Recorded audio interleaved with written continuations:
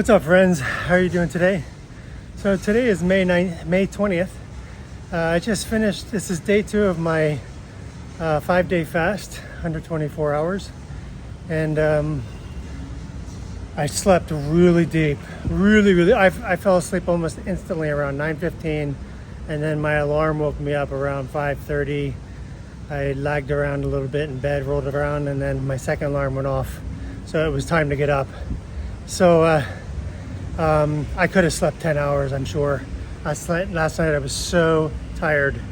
But I just finished, so I had my tea, I did my devotionals, I was reading 2 Samuel 6 and 7, I think. 7 and 8. 6 and 7 or 7 and 8. It's where David David does a really bad thing. He goes to the roof of his house and he's looking down and he sees Bathsheba bathing. And he does a bad thing.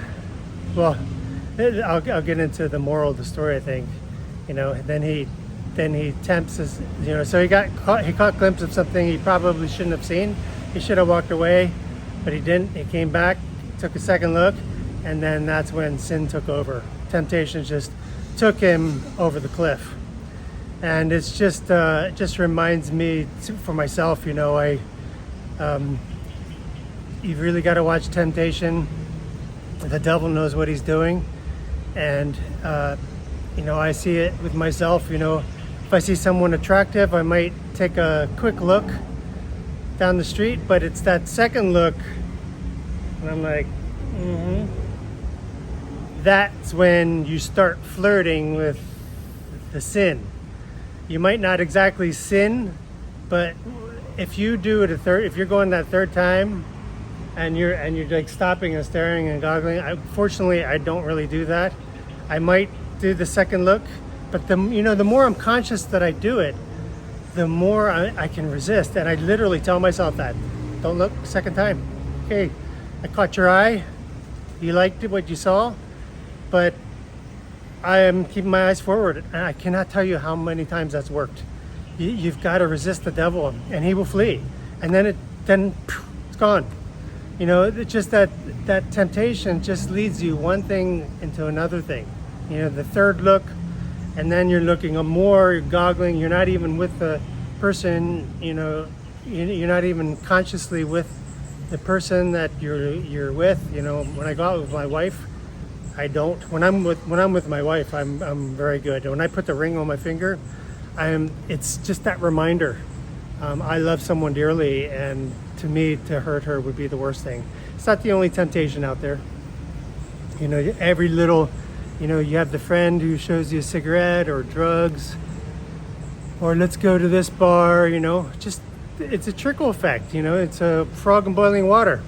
So anyway, that's my moral of the story. That's my lesson today. But anyway, I just finished my leg day, today's legs. I took a couple clips just to show you what I do. I don't do anything crazy anymore, especially in this gym. I'm limited. Fortunately today there was only one person, and so I could move around and do my legs, because that's the one that usually takes up, I need more space. But I'll show you those clips. So right now it's a nice sunny day. I really wish I wish it was I could quietly cheat today and just go to work late and stay in the pool a little bit, get some vitamin D. But I'm getting it right now. But I have to go to work. We have a big meeting today. So I'm going to go back to the room. I'm going to have my green tea since I'm not eating breakfast. And I'm going to pray with my wife, and then just probably read a little bit before I head to work. And the other thing I was just going to say is, I don't know if this is too personal, but I got to tell you this process. I was sitting there doing my devos. My wife came out of the room early. She just woke up. But I thought I had gas, and it wasn't gas. And so I'll save the details. I had to run to the toilet, and it was already too late. So I rinsed my over the years, I've become more comfortable with my wife. I would have been embarrassed before. I wouldn't have told her that. I would have just said my pants got wet. But I rinsed them out and then put them in, and I just told her I had a mistake in my pants. She says, "Oh, honey, don't worry, I'll take care of it." Oh my gosh, I adore her. It's those little things with her. She's just there to take care. She loves me so much. And it's, that's one of the other things, when I think about temptation, I could never cheat on her. Oh my gosh. I mean, and so even just taking a double look at another girl or something, I feel kind of bad because I don't want to hurt her. I mean, she's everything to me. She's just is the most adorable person I know. But I'll tell you another story about some mess in my pants before. I mean, I think it's natural. Everybody has it, but nobody talks about it. It is embarrassing. But I would enjoy listening to someone tell me their stories. I find them hysterical because sometimes you just can't help it, no matter who you are. So that's getting a little too deep here. So anyway, my day 2, I feel really fantastic. I was a little hungry when I got up, and I was tired. It took me a little bit to wake up, but I feel I'm on fire. The synapses in my head, I'm firing. I feel really awake. I feel light. My weight was 99 kilo, so I dropped 3 kilo. Although I don't really count that 3 kilo because I think it was because I ate a lot the day before, and the day before that I was 100 kilos. So I'm saying it's about 1 kilo, and it's definitely water. I'm drinking a lot of water. I'm drinking a lot of electrolytes. Make sure you get electrolytes in there. And that's I'll leave it there, and I'll go up and I'll do my I'll take my ketones, and I'll come back to you on another one. Hey everybody, I just bought a coffee, a Bente, a large Americano at Starbucks. Ridiculous. I only buy coffee when I'm traveling, or in this case I'm going outside for a meeting, and I wanted to have a coffee because I know the meeting office that we're going into, the coffee is like a Nescafe, really terrible. But so I paid with my American Express credit card, and I saw the conversion. It went from, it's 150 baht for this, $4.50. Can't believe it. The only reason I use the American Express is I think I get double points or double miles for it. Otherwise I would have used my Thai exchange credit card. So anyway, here just getting a quick Americano coffee. I am 40 hours into my fast, about 38 to 40 hours into my fast. I'm feeling pretty good, really sharp. I am a little hungry. It comes and goes, but it'll pass. And but my mind is clear, the brain fog is gone, and really feel really good. So just coffee and water and electrolytes, that's all I'm doing. But yeah, just wanted to quick mention this. It's crazy, $4.50. I only do this when I'm traveling or when I'm outside for some exceptional reason. But normally I would make coffee at home and take it with me. Anyway, have a good day. What's up, friends? So it's May 20th. It's going on 8 o'clock in the evening on Tuesday. So this will be 50 hours of my fast. So 2 days and 2 hours. I just measured my ketones and my blood sugar. It wasn't as good as I expected, but I checked my records from when I did this in January. So I checked my records in January, and the second day it was similar. The ketones and the blood sugar weren't great numbers. Anyway, my blood sugar is 122 and my ketones were 0.4. I did do an elliptical, 30 minutes of elliptical and stretching when I came home. But that was about an hour and a half ago, so the exercise shouldn't affect me that much. And then, but today just had a couple bouts of hunger. I had a long meeting this morning. I'm very alert. My mind is my mind is clear, and I feel pretty energetic. A little tired, some fatigue, but not too bad. I could probably. I think I'm definitely going to sleep well tonight. So yeah, just a little brief update. I didn't get to walk at lunch as much as I would have liked because I had such a long meeting today. So today is day 3 of my fast.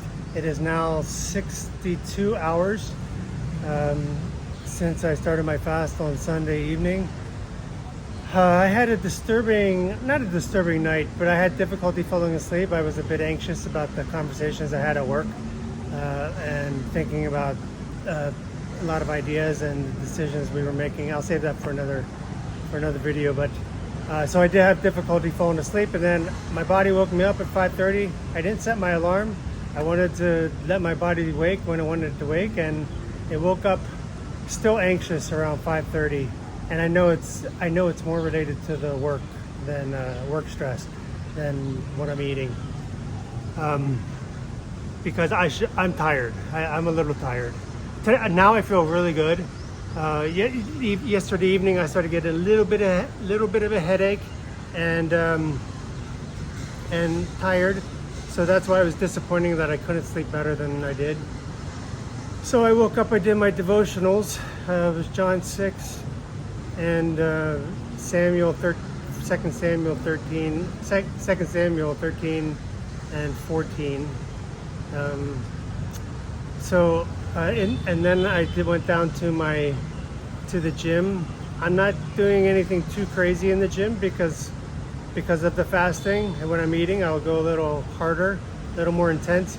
But this is more movements, and today was a kettlebell day, so kind of overall body, some kettlebell swings, some kettlebell lift and press, and some abs, which is normally my Wednesday. I did do a reading of my blood sugar and my weight. I weigh 98 kilos, so I'm down another 1.5 kilos. I don't know how much that is in pounds. I think it's probably about 214 pounds roughly. So 1.5 kilos in one day, but I know it's a lot of water. And my blood sugar was higher than I expected, but I think that's part of the morning. It's called morning syndrome with ketones or with blood sugar. Your blood sugar raises when you get up early in the morning. So early in the morning is not the best time to take your sugar, but it was 122, and my ketones were lower than I expected, which were 0.9. It still has me in a low moderate state of ketosis, which is good. But when I checked my records from January, it's about in line. I had similar trend of ketones and blood sugar. So my guess is by the evening and tomorrow, sugar should be really low, and the blood and the ketones should be really high.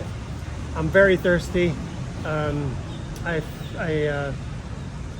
forgot to bring my water with electrolytes to the gym, but I'll go drink a lot now. I'll go have my coffee. And my wife says she can smell the ketosis breath, and I can really taste it. I was trying to avoid people, not get too close to people at work yesterday, because you don't really sense it. But she did. She says it's pretty strong, and I know it's quite odorous.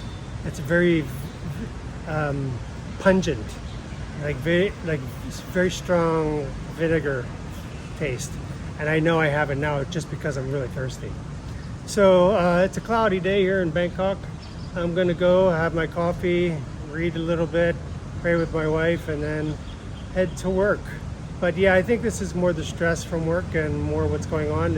We're doing a lot of big things, big planning right now. I mean, game-changing planning, and it will affect me personally, and that's kind of why why I'm not sleeping as well.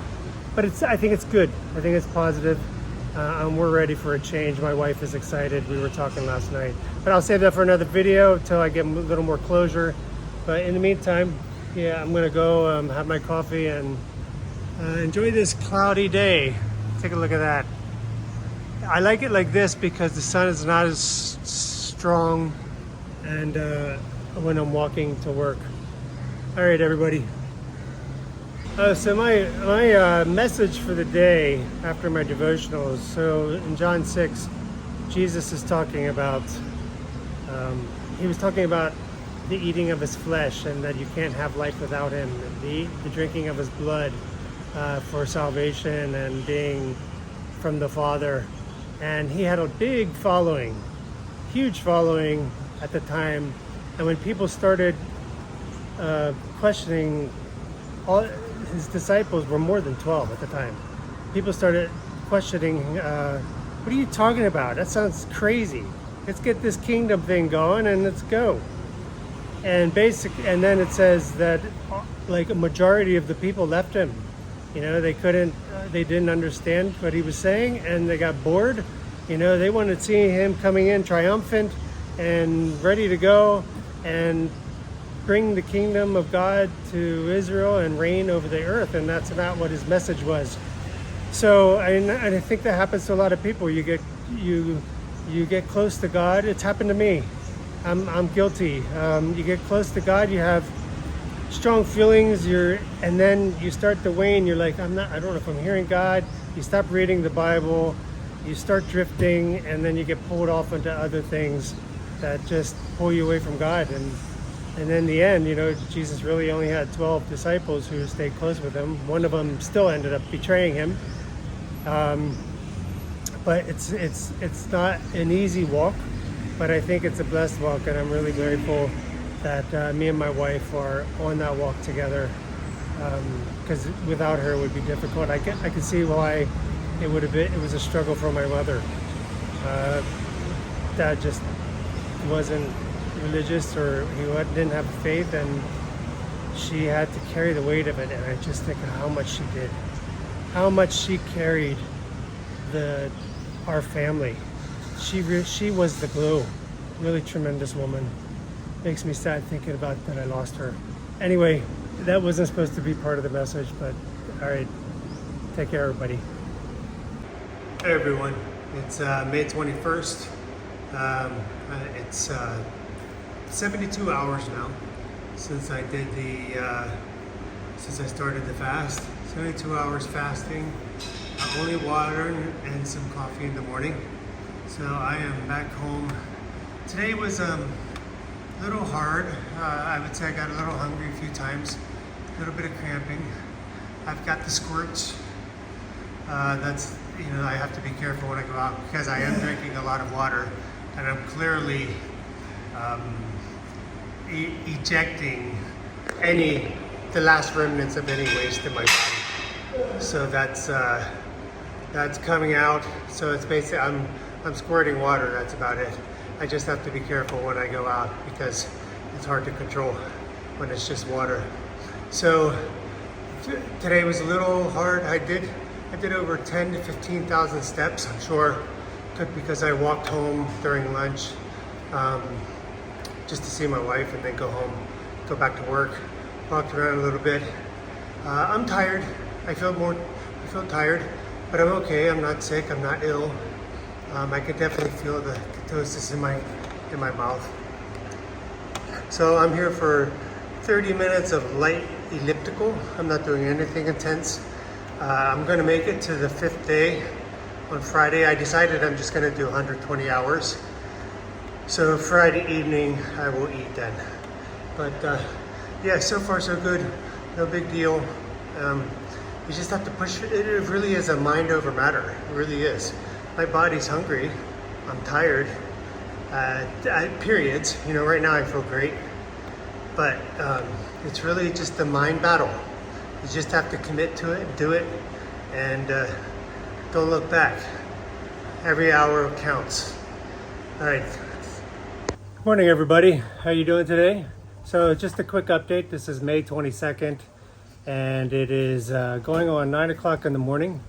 I just finished my gym session. I'm doing back today, but I'll throw a little couple clips in there.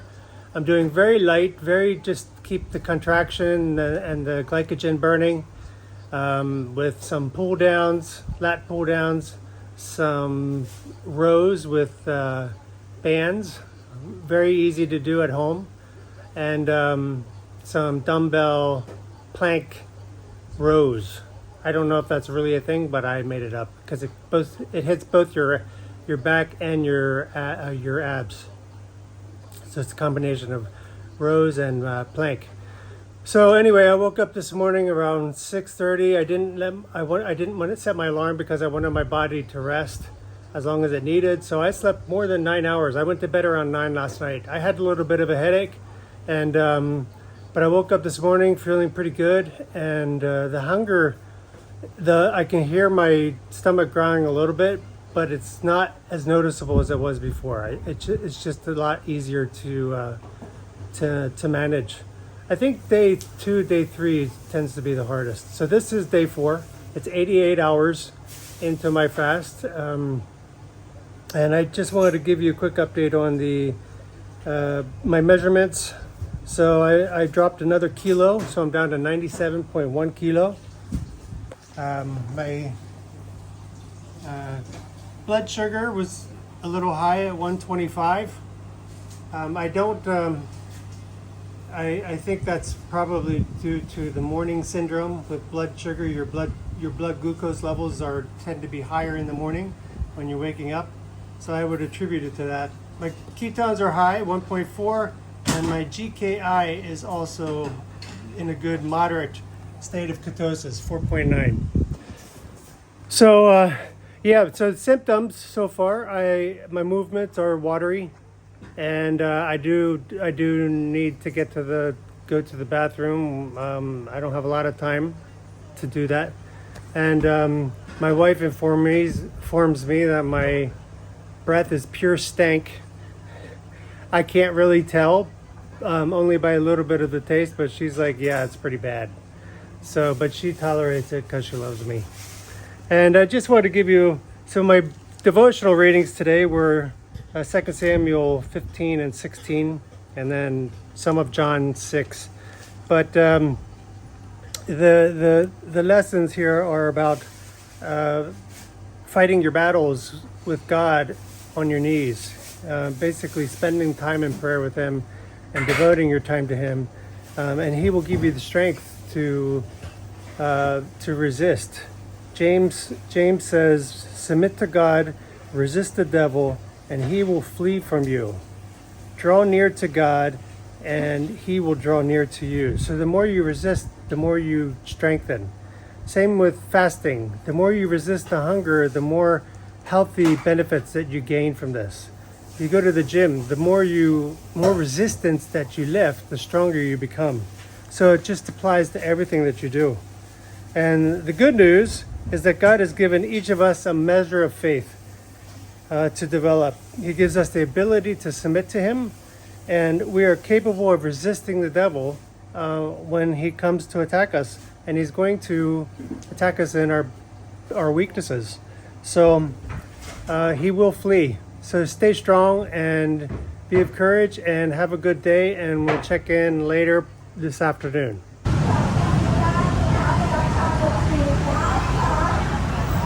Hey everybody, I'm at the 90-hour mark.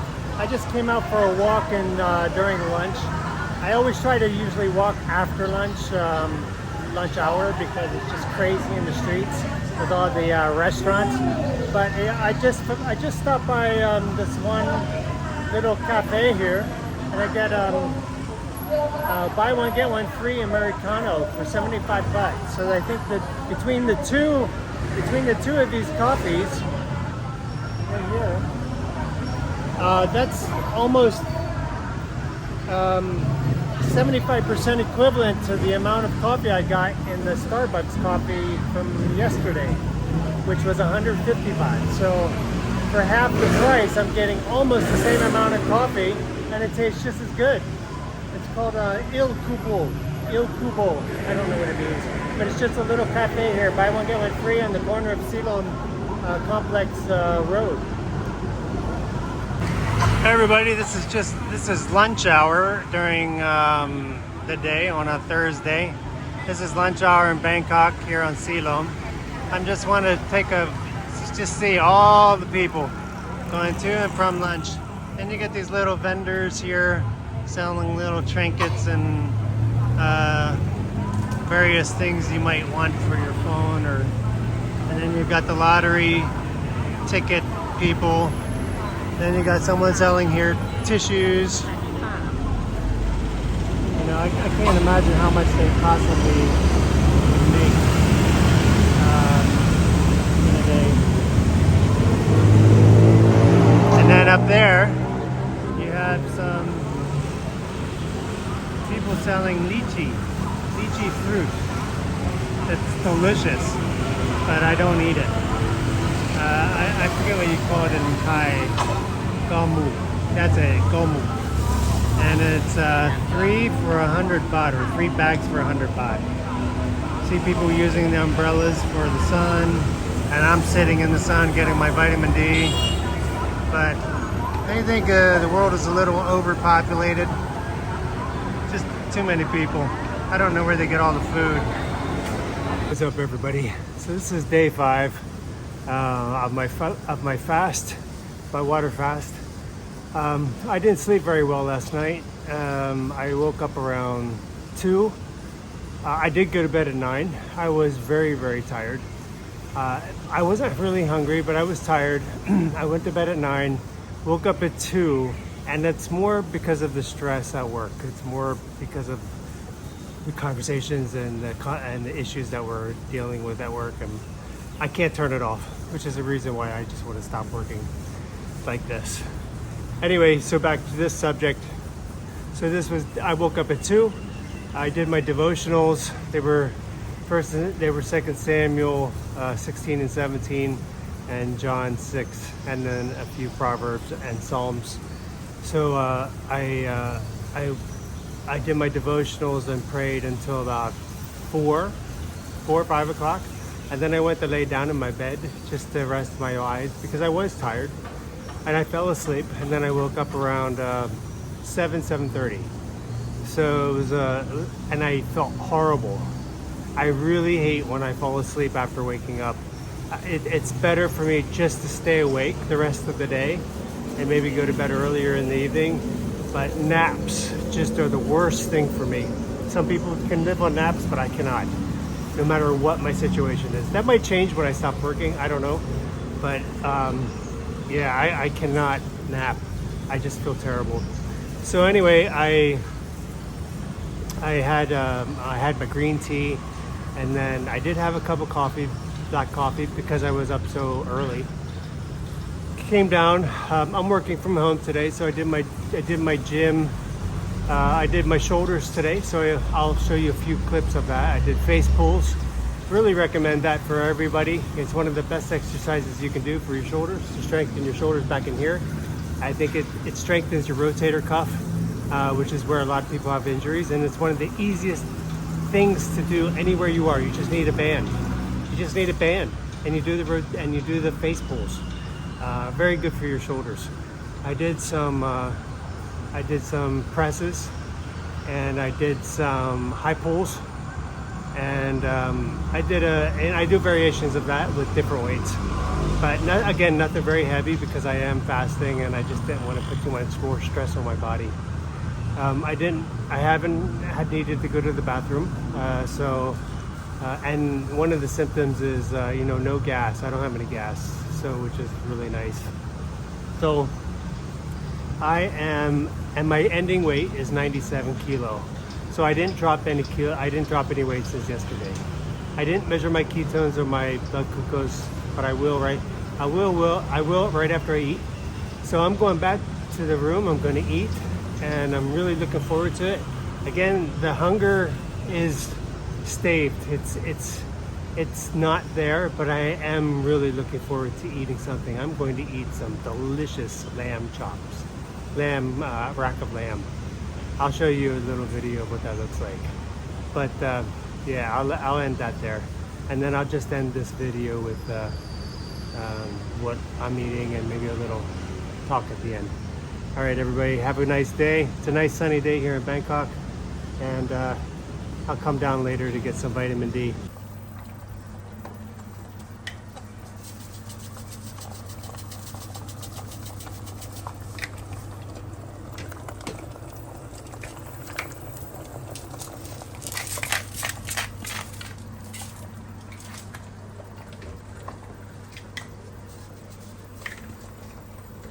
Salt, pepper, salt.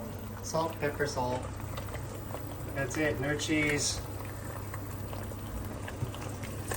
I love eggs. I miss them. I missed you, eggs.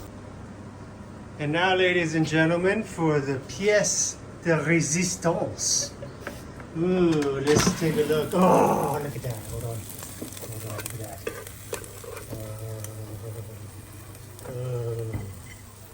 Look at the sizzle. The sizzle of my schnizzle. Oh, look at that. Lamb. Look at that beautiful lamb fat. There's the oil from the lamb.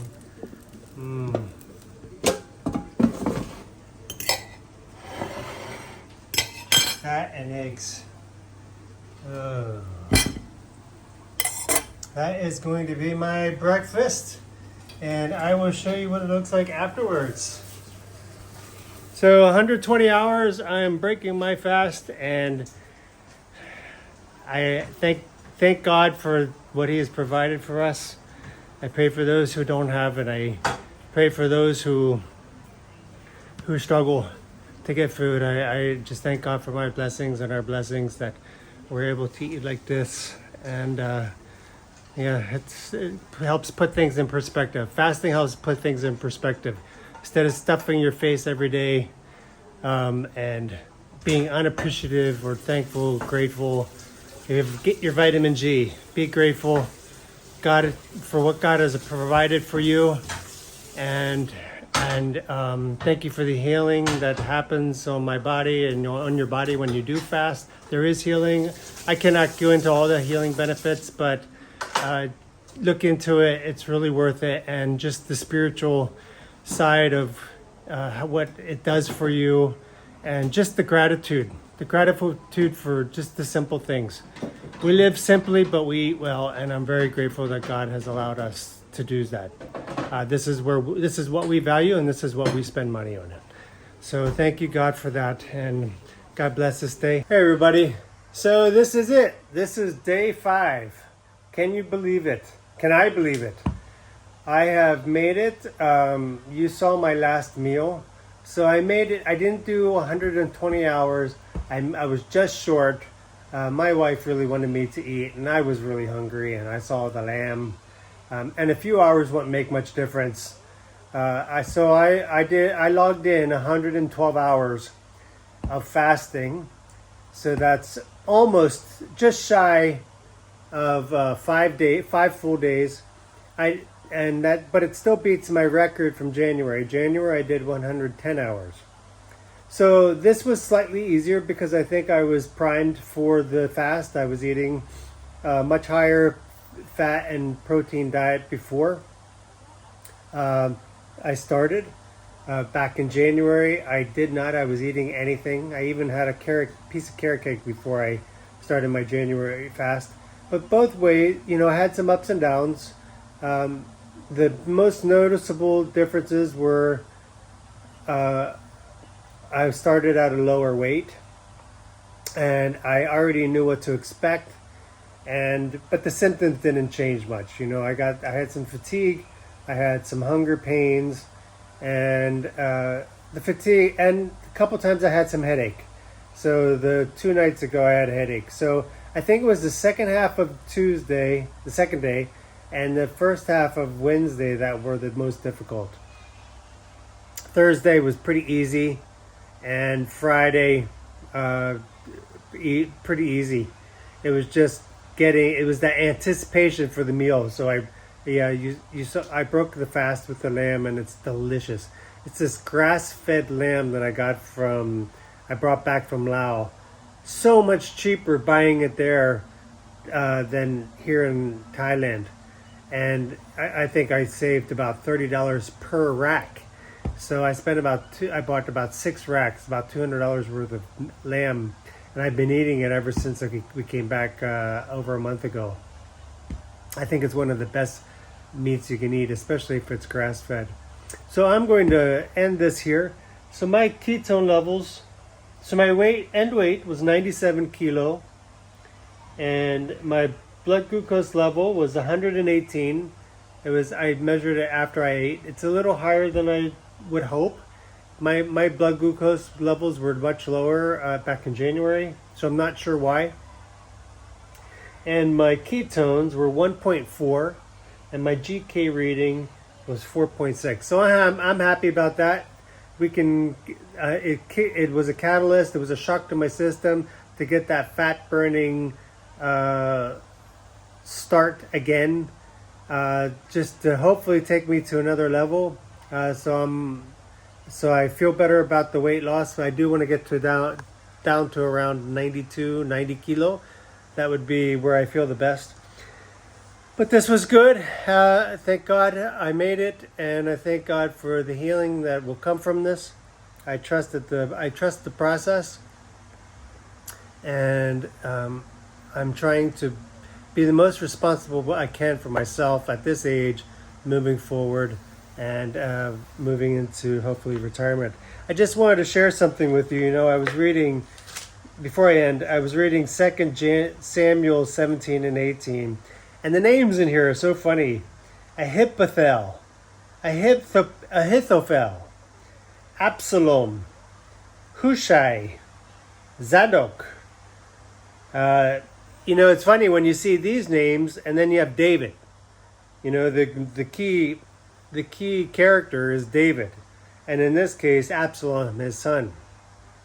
Absalom was a horrible son, but and was even looking to kill his father so that he could take over Israel. It's crazy, these stories in the Old Testament. It's a long time since I've read them, but David, first he was very close. He became a very close friend of Saul, Israel's first king, and then Saul wanted to kill him because he got jealous, and then and then they befriended each other toward the end. I think they resolved their conflict, and then David became king, and then Absalom, his son, tried to kill him. I mean, here you had David, supposedly one of the most notable characters of the Old Testament, just constantly getting people chasing after him. And when Absalom and Saul were both killed, who were his enemies, he ended up lamenting about them, mourning them, wishing that it would have been him that had been killed. Really funny stories. So the other notable thing that I read today was John 7, and it was Jesus going around, and he was doing a lot of miracles, and there were people who were saying, well, the real Christ will be doing more miracles than Jesus will. So I think the point for me there is the miracle is there. You just go outside and the miracle is there. God is everywhere. These people had Jesus in their midst doing miracles, raising the dead, for goodness sake. Raising the dead. All these miracles, healing the sick, of maladies that were, just incurable. And they were like, oh, we'll wait for someone who's going to do more miracles. So the thing is, you have to see Jesus for who he is. He's everywhere. God is everywhere. The miracle is just the fact that you can breathe. So don't forsake that. Don't doubt about the God's existence in your life. Just go outside, and the fact that you can, the sky and the birds and the trees, all of nature that you can see. I don't get much of it here in Thailand, or in Bangkok, but I see enough of it to know I see God everywhere. He created everything. So I'm going to end this chronicle on my 5-day fast. It was spiritually and lifting, and it was also physically healing. And I hope that will happen. I will probably do another fast toward the end of the year. I only want to do it maybe 2 or 3 times a year, but I'll let you know, and maybe I'll let you know in advance if other people want to join me. We can do a bunch of short videos all along the way. So anyway, thank you for joining me on this side of the world. I really appreciate you sticking with me through this process. Please hit like and subscribe if you enjoyed this, and I hope to get another chronicle out to you shortly. In the meantime, thanks for joining me on this side of the world. And until the next one, take it slow.